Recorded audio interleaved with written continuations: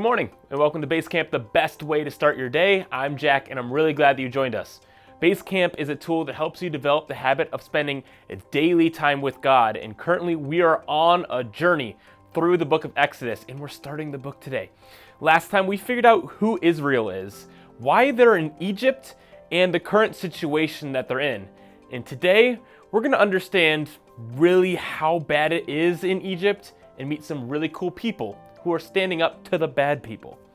This series is going to be very difficult to cover in under 5 minutes each time on BASECAMP, so in order to attempt to do so, you're going to have to do some work.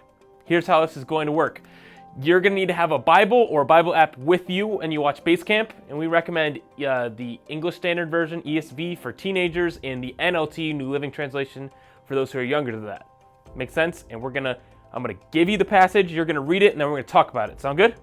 Okay, today we're going to attempt to cover all of Exodus 1 in less than 5 minutes, so hold on, here we go. Open up your Bibles to Exodus chapter 1.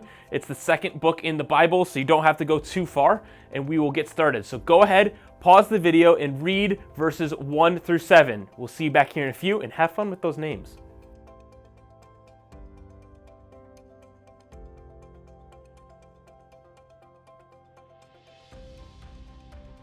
So we get an update on our Genesis story. Israel is in Egypt with around 70 people at the end of Genesis, but as time goes on, people pass away and people have lots and lots of kids. So much so that they fill the land. And this is a wonderful thing because God said this would happen. In Genesis 35:11, God commanded Abraham to be fruitful and multiply. You will become a great nation and even many nations. Kings will be among your descendants. And they did just that. This, though, is a problem for the new king of Egypt, the Pharaoh. Let's pause again and read chapter 1, verses 8 through 15.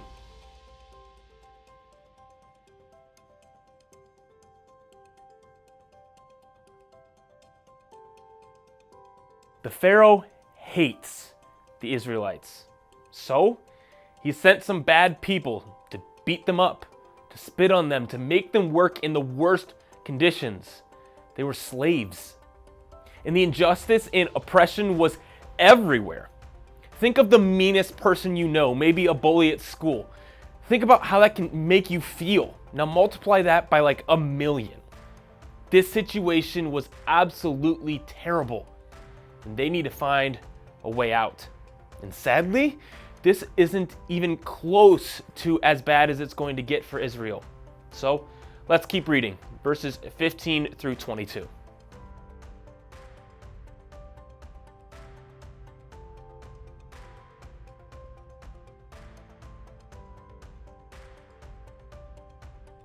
It has gotten so much worse. Right? The Pharaoh is commanding that all of the babies that are men to be killed. And this is to stop them from having more and more kids as time goes on. But there were some strong women in this passage who stood up to this demand. And God was quite pleased with them.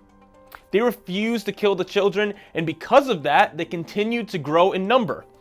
They listened to God's command, and because of that, God blessed them. So Israel continued to grow in number despite all of the oppression that they're facing. But it's starting to get really, really bad.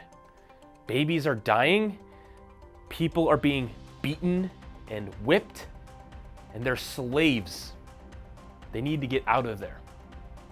Thankfully, the Lord has a plan, just like He always does. But you have to tune in next week for what that plan looks like. So have a great day, and we'll see you back here on Tuesday for another episode of BASECAMP.